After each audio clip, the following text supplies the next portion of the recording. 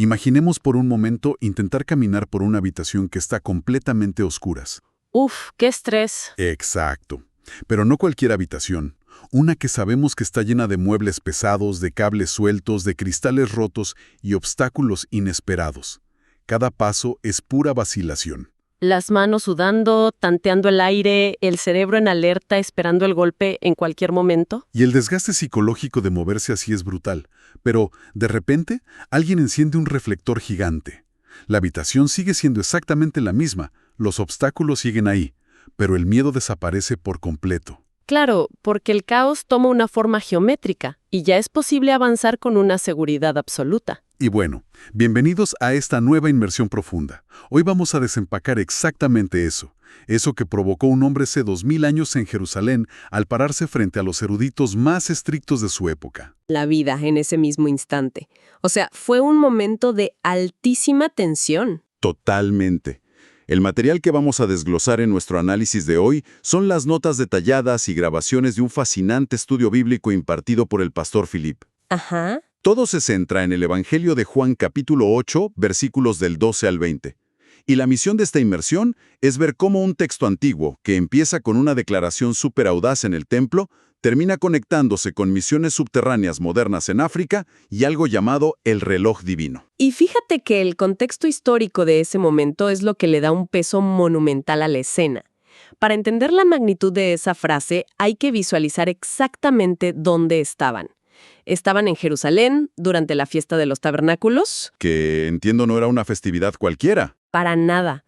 Durante esta fiesta, en el atrio de las mujeres en el templo, se encendían unos candelabros gigantescos.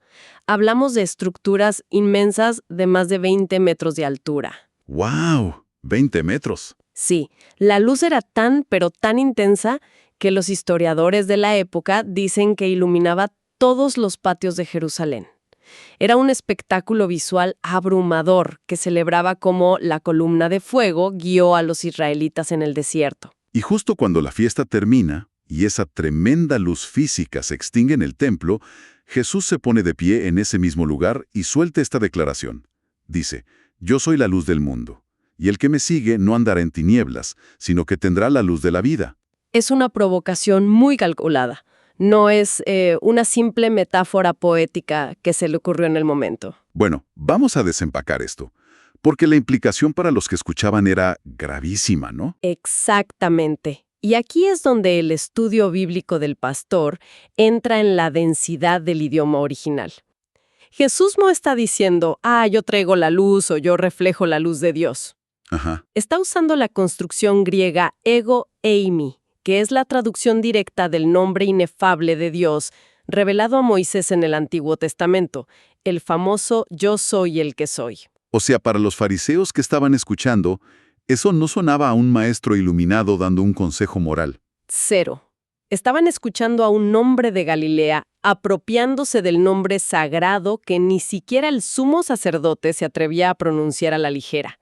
Desde la perspectiva legal de esa época, pronunciar eso en el patio del templo era blasfemia pura, castigada con la lapidación inmediata. Se estaba igualando a Dios.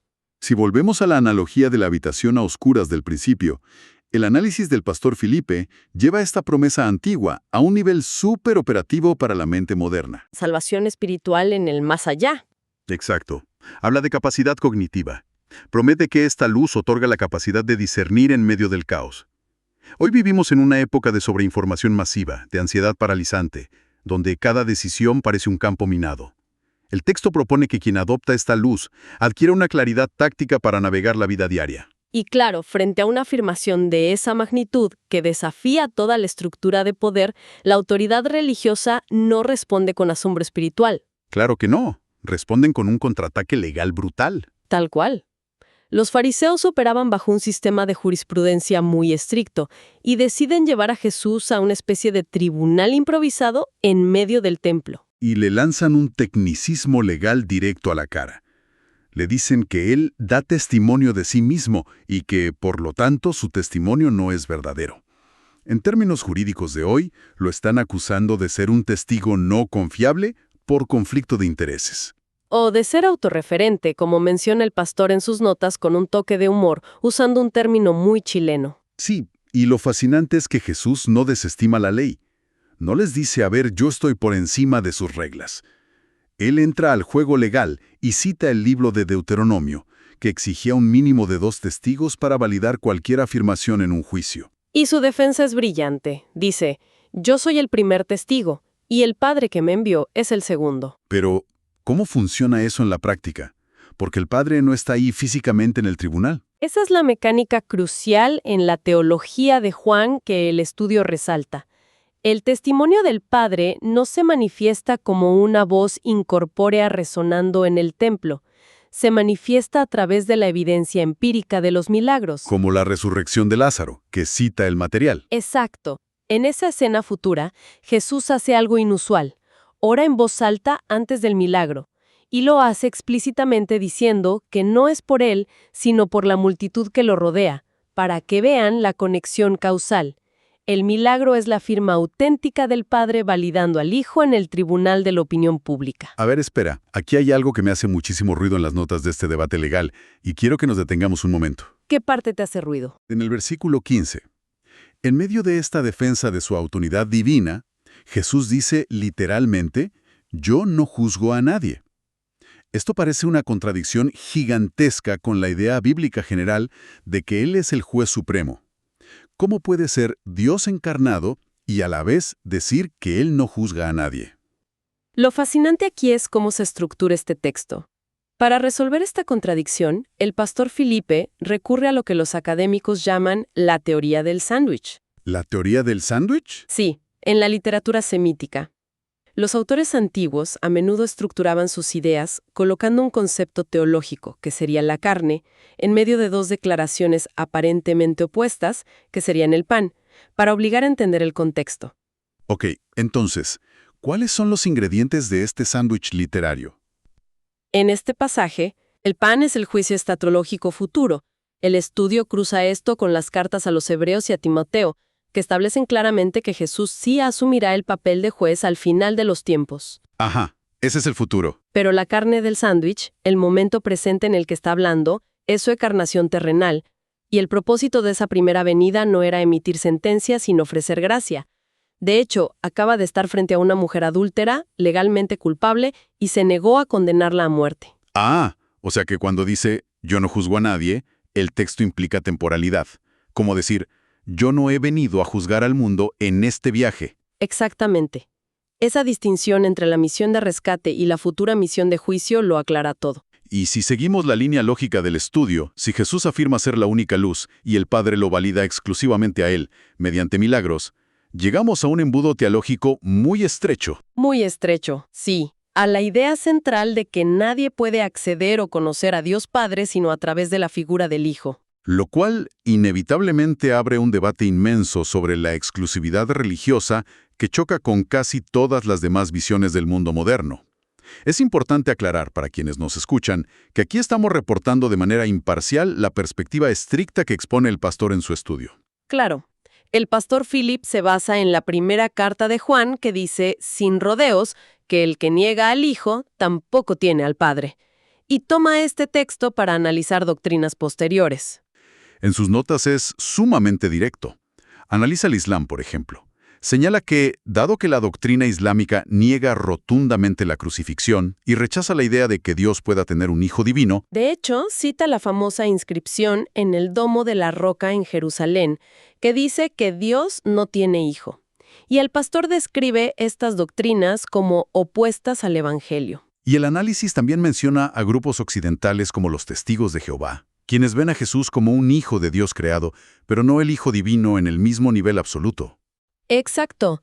El argumento de las fuentes es que cualquier alteración al ego eimi, al yo soy, cualquier rebaja en la divinidad, destruye el puente de conexión con Dios. Y lo que le da una gravedad tremenda a esto es que el pastor no está filosofando desde un escritorio cómodo. Para nada. Habla desde las cicatrices de la experiencia empírica. Las fuentes detallan que él ha vivido y fundado iglesias en Marruecos, Yemen, Dubái, Túnez, y nos sumerge de lleno en la realidad de la iglesia subterránea. No es un debate de redes sociales, hablamos de tensiones fuertísimas. Por ejemplo, en Indonesia, el país musulmán más grande, hacia las minorías. Y hay una historia en las notas sobre Casablanca que ilustra el costo humano de esta exclusividad teológica. La historia de los conversos Mohamed y Mustafa. Es estremecedora. Súper fuerte, sí. Mohamed, un joven marroquí, escucha el mensaje y decide creer que Jesús es el Hijo de Dios. Y la consecuencia no es una epifanía pacífica. Su propio padre lo expulsa de su casa, considerándolo una vergüenza para el honor familiar. Queda convertido en un paria social total. Y termina compartiendo lo que cree en una plaza pública, donde un extraño llamado Mustafa lo escucha, y también se convierte. Y contra todo pronóstico sociológico, esos dos hombres repudiados por la sociedad terminan formando los cimientos de una iglesia clandestina en Marrakech. Es un análisis clínico del aislamiento social y el peligro letal que conlleva adoptar esta fe en ciertos entornos. Y para sostener a estas comunidades, el estudio destaca la labor de organizaciones como Puertas Abiertas, Cuyo origen es de película de espionaje. Las notas documentan cómo empezaron contrabandeando Biblias en compartimentos secretos durante la Guerra Fría hacia la Unión Soviética. y hoy aplican toda esa logística casi militar operando en países islámicos o en la iglesia clandestina de Irán, enfrentando un riesgo humano enorme. Pero desde ese extremo de persecución letal, el análisis da un giro completo y se muere hacia el extremo opuesto, hacia sociedades donde la fe es completamente legal y libre de riesgo. Sí, y el diagnóstico que hace sobre el occidente moderno es tajante. Plantea un contraste sociológico devastador entre quienes arriesgan la vida y la actitud de este lado del mundo. Entonces, ¿qué significa todo esto en la práctica para nosotros? El estudio examina el estado del judaísmo moderno y el cristianismo occidental, y concluye que la fe activa se convirtió en mero folclore cultural, pura apatía. Si conectamos esto con el panorama general, la crítica es muy aguda. Explica que, quitando a los ortodoxos o a los judíos mesiánicos, la inmensa mayoría del judaísmo hoy se define como secular o humanista. Señala un patrón muy específico. Dice que las sinagogas se llenan exclusivamente para Purim, Hanukkah, la Pascua o para ritos sociales como un entierro. Pero el pastor hace un paralelo inmediato y afirma que la mayoría de los cristianos en América o Europa hacen exactamente lo mismo. Totalmente, apareciendo solo en Navidad, Semana Santa o para bodas y bautizos. Una etiqueta de identidad heredada. Reducir una fe que exige caminar diariamente en la luz y buscar sabiduría constante en medio del caos a una simple aparición anual. Es tratar al creador del universo como un amuleto cultural, como tener el reflector encendido, pero decidir caminar a oscuras y golpearse con los muebles. Solamente por la pereza de presionar el interruptor de la luz. Pero aquí es donde se pone realmente interesante la conclusión del estudio, porque regresa al cierre del pasaje de Juan capítulo 8. Pensemos en la escena de nuevo. El templo es un polvorín a punto de estallar. Lo rodean autoridades con el deseo físico de destruirlo en ese instante. Y sin embargo, el versículo 20 concluye con esta frase increíble que dice: y nadie le prendió, porque todavía no había llegado su hora. A pesar de estar rodeado de oposición, Jesús es intocable, y la explicación del pastor introduce el concepto del reloj divino. La premisa de que Dios tiene el control del tiempo. El universo no es un sistema caótico impulsado por el azar. La turba enfurecida no pudo tocar a Jesús, porque la voluntad destructiva humana está subordinada a la agenda temporal del Padre. Su sacrificio estaba programado, y el universo no podía adelantar esa hora ni un segundo. Y el pastor aplica esta idea vertiginosa al creyente común. Menciona la referencia del Salmo 139 de que todos los días están escritos en el libro de Dios y que hasta los cabellos de la cabeza están contados. La conclusión teológica del estudio es monumental. Propone que si el creyente camina activamente con Dios, su hora también es sagrada. O sea que el enemigo o el maligno no puede tocarlo fuera de esa voluntad permisiva divina. Exactamente. Brinda una sensación de paz súper profunda frente a ese caos y esa ansiedad que discutíamos al principio del análisis. Qué manera de cerrar para hacer un repaso ágil del viaje que hicimos hoy. Comenzamos entendiendo la radical afirmación de ser la luz del mundo frente a esos candelabros gigantes. Navegamos por los debates legales del tribunal de dos testigos y la paradoja del juez. Pasamos por historias modernas de iglesias subterráneas y el altísimo riesgo humano detrás de la teología. Contrastamos con la apatía del folclore religioso y terminamos en la tremenda tranquilidad del reloj divino. Ha sido un recorrido que desafía profundamente en la forma en que vemos las cosas. Y por eso, queremos dejarles una reflexión provocativa a todos los que nos escuchan, construida sobre este material.